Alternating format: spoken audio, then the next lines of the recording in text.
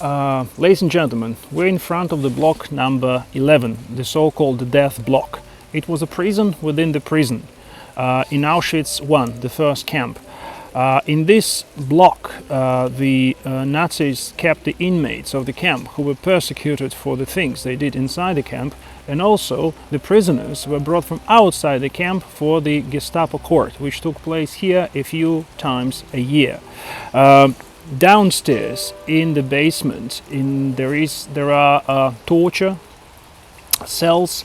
There are also imprisoning cells, the so-called suffocation cell, in which people were suffocating throughout the night because Nazis were putting inside about 30-40 people, and in the morning no one was alive.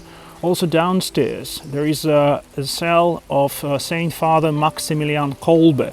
Father Maximilian Kolbe, who sacrificed his life for another prisoner and later was canonized by the Polish Pope John Paul II.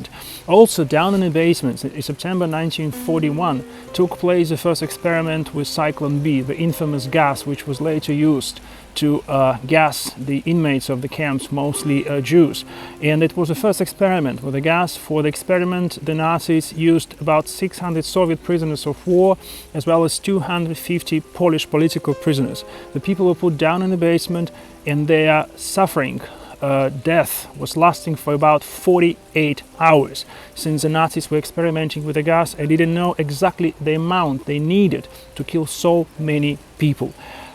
When the camp was working at the full strength, they needed only about 20 minutes to kill about 2,000 people.